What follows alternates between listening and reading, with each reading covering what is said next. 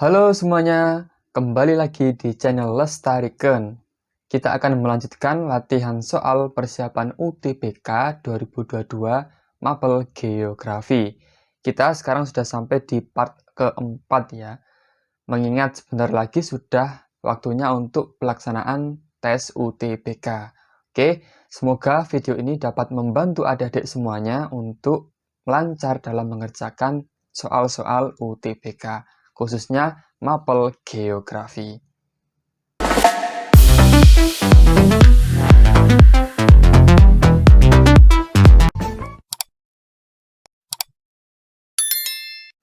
Baik, kita mulai pembahasan latihan soal persiapan UTBK Geografi part yang keempat. Oke, nomor 1. Faktor yang tidak mempengaruhi pola persebaran desa dan pemusatan penduduk adalah A. Tata air, B. Topografi, C. Jenis tanah, D. Sumber daya alam, E. Jumlah penduduk. Nah, coba kita lihat. Faktor sebaran desa dan pemusatan penduduk itu ada beberapa hal. Yang pertama adalah topografi. Jadi sebaran penduduk atau pemusatan penduduk itu terkait dengan topografi di wilayah yang dia tinggali. Apakah dataran rendah, dataran tinggi, ataupun pegunungan. Yang kedua adalah iklim. Jadi kondisi iklim pada suatu wilayah tersebut akan berpengaruh pula pada kesuburan tanah. Yang ketiga adalah kesuburan tanah. Jadi penduduk itu akan cenderung untuk mendekati tanah yang subur, karena nantinya akan digunakan untuk bercocok tanam. Yang keempat adalah tata air di wilayah tersebut. Misalnya air tanah dangkal, penduduknya akan cenderung untuk mengelompok ya. Lalu yang kelima adalah sumber daya alam. Nah, kita tahu sumber daya alam adalah sumber ekonomi bagi penduduk, sehingga otomatis penduduk akan lebih cenderung tinggal mendekat ke sumber daya alam yang tersedia di wilayah tersebut. Nah, jadi yang bukan atau yang tidak mempengaruhi pola persebaran dan pemusatan penduduk desa adalah yang E, yaitu jumlah penduduk. Jelas ya? Lalu nomor 2. Rumah iglo di Eskimo merupakan fenomena khas daerah tersebut. Pernyataan tersebut termasuk konsep dasar geografi. A. Perbedaan wilayah, B. Keterkaitan keruangan, C. Situs, D. Keterjangkauan, atau E. Jarak. Nah, kita lihat sekarang. Dari pernyataan tersebut, rumah iglo di Eskimo itu adalah rumah yang terbuat dari bongkahan es ya. Nah, kita lihat yang jawaban yang A, perbedaan wilayah atau diferensiasi area adalah ciri khas suatu wilayah. Lalu yang B, keterkaitan keruangan adalah derajat keterkaitan fenomena satu dengan fenomena lain di suatu ruang. Lalu keterjangkauan adalah mudah tidaknya suatu daerah, yang D. Nah, yang C, situs, itu bukan termasuk konsep esensial geografi. Kalau yang E, jarak, adalah ruang di antara dua objek atau jeda di antara dua objek. Nah, suku Eskimo itu yang tinggal di daerah yang sangat dingin di kutub sana, dia membutuhkan suatu kehangatan atau membutuhkan rumah untuk memberikan kehangatan bagi mereka. Sehingga adanya bongkahan es di sana itu dimanfaatkan untuk membuat rumah, yaitu rumah iglo. Jadi, ada keterkaitan fenomena satu dengan fenomena lain di wilayah kutub sana. Jadi iklim yang dingin mendorong mereka untuk membuat rumah iglo dari bongkahan es. Jadi jawabannya adalah yang B, keterkaitan keruangan. Oke, itu nomor 2. Lalu nomor 3, pada umumnya pengolahan tanah di daerah tegalan dengan crop rotation tujuannya A. Mempertahankan kesuburan tanah, B. Menambah kesuburan tanah, C. Menghambat gulma, D. Meningkatkan kesuburan tanah, atau yang E. Menggemburkan tanah.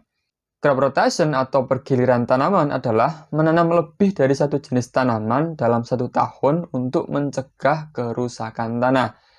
Jadi, dalam satu tahun itu ditanami lebih dari satu jenis tanaman supaya tanah itu tidak mengalami kerusakan.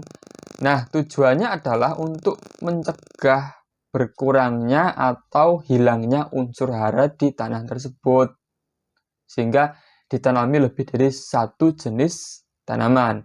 Nah, Goalnya adalah untuk mempertahankan kesuburan tanah di daerah tersebut atau di tanah tersebut.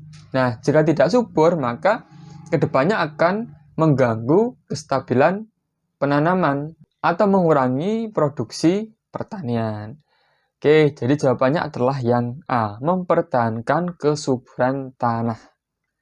Nomor 4, indeks konektivitas kota pada gambar di bawah ini sebesar, nah, indeks konektivitas kota itu kan melihat atau membandingkan jumlah jaringan jalan dengan jumlah kota.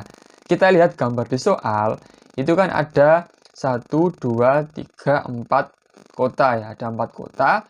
Lalu jumlah jaringan jalannya ada 1, 2, 3, 4, 5. Nah, rumusnya adalah indeks konektivitas jumlah jaringan jalan dibagi jumlah kota. Jadi jumlah jaringan jalannya itu ada 5, dibagi jumlah kotanya ada 4, maka hasilnya adalah 1,25. Nah, 1,25 itu adalah indeks konektivitasnya. Berarti jelas jawabannya adalah yang D. Nomor 5, peneliti mengukur kedalaman Laut Sewu di Pulau Flores dengan menggunakan bandul timah hitam. Artinya, peneliti menggunakan cara A. Dry loading, B. Eco loading, C. Gemaduga, D. Sweeter salinity meter, E. Lagrangian. Pengukuran kedalaman laut itu kan ada teknik bandul timah hitam atau dry loading. Lalu yang kedua ada Gemaduga atau Eco loading. Kalau teknik bandul timah hitam itu pakai timah hitam atau bandul timah hitam, kemudian pakai tali, kemudian diturunkan ke bawah hingga ke dasar laut. Jadi dari kapal itu bandul timah hitamnya diturunkan ke bawah sampai menyentuh dasar laut. Nah, jika sudah sampai dasar laut, itu talinya ditandai seberapa panjang talinya sampai ke bawah. Nah, itulah kedalaman lautnya. Kalau yang kedua, Gemaduga atau Eco loading, itu pakai teknologi yang lebih canggih, yaitu pakai gelombang suara. Jadi dari kapalnya itu menembakkan gelombang ke bawah, kemudian ketika sampai di dasar laut, dia akan memantulkan ke atas lagi, ditangkap oleh sensor. Nah, kemudian terbacalah kedalaman lautnya. Itu yang Gemaduga atau Eco loading. Nah, jadi jelas sekali jawabannya adalah dry loading, mengukur kedalaman laut menggunakan bandul timah hitam. Oke, jawabannya yang A. Nomor 6, kota dengan tingkat kemacetan lalu lintas tinggi dan banyaknya tingkat kejahatan termasuk dalam tahapan kota. Oke, ini kota berdasarkan tingkat perkembangannya, yaitu ada Eopolis, polis, metropolis, megapolis, tiranopolis, dan nekropolis.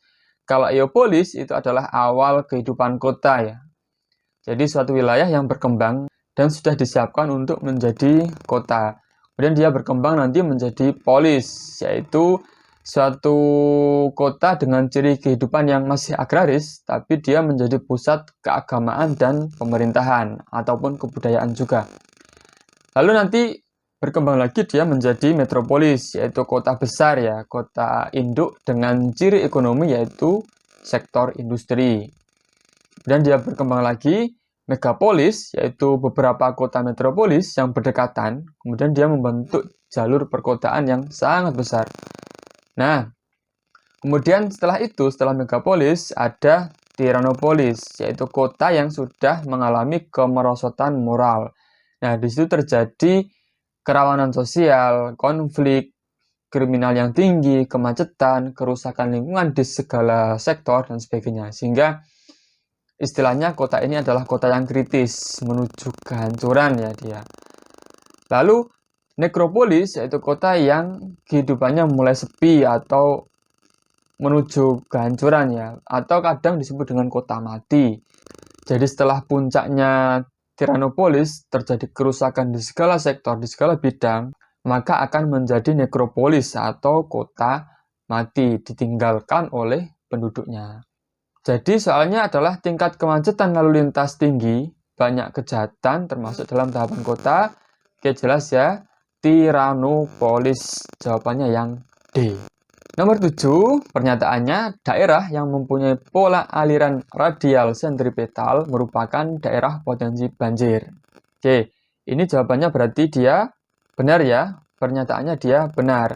Karena radial sentripetal itu adalah pola aliran sungai yang berada di daerah atau wilayah cekungan, sehingga aliran sungainya itu menuju pada satu titik yang rendah, sehingga air akan berkumpul pada zona cekungan tersebut, sehingga akan berpotensi besar untuk terjadi banjir. Alasannya atau sebab pola aliran sungai di dataran rendah aluvial Pulau Jawa adalah radial sentripetal. Nah, radial sentripetal itu adalah pola aliran sungai yang terdapat di daerah pegunungan, di mana dari puncak atau dari yang paling atas itu akan menyebar ke seluruh sisi yang lebih rendah. Istilahnya dia menyebar ya. Kalau yang sentripetal tadi dia memusat. Jadi alasannya dia salah. Sedangkan aliran sungai di dataran rendah aluvial Pulau Jawa, dia harusnya adalah polanya dendritik. Oke. Jadi pernyataan benar, alasan salah, jawabannya yang C.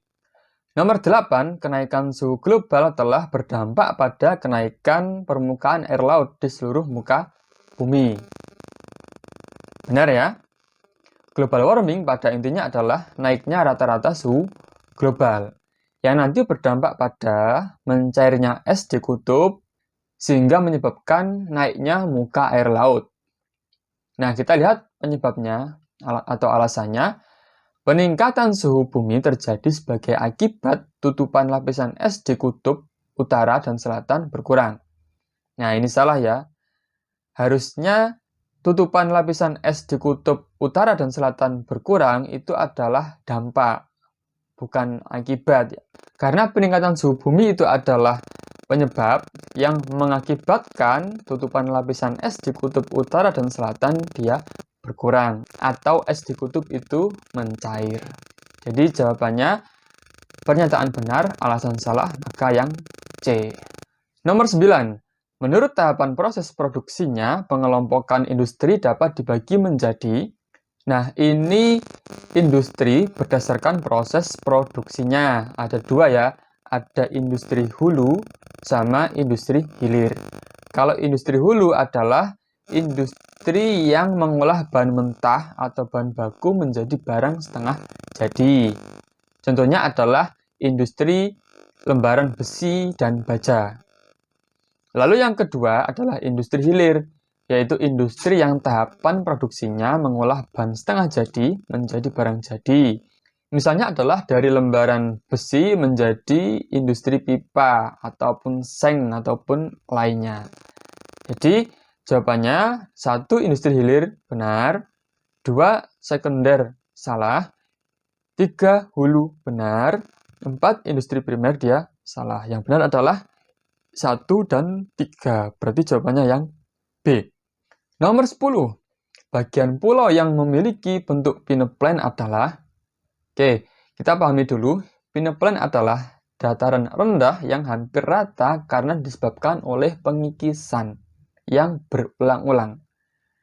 Nah, peneplain ini terbentuk karena permukaan bumi yang hampir rata atau hampir menjadi daratan karena tingginya pengikisan. Sehingga daerah ini kesuburannya dia rendah karena tergerus terus. Nah, kita lihat opsi jawabannya. 1. Bentuk permukaan bumi yang hampir menjadi dataran karena pengikisan. Benar. 2. Daerah minyak bumi yang tersebar di suatu wilayah. Salah. 3. Daerah yang tingkat kesuburannya rendah. Benar. 4. Daerah yang tertutup oleh endapan aluvial yang tebal. Salah.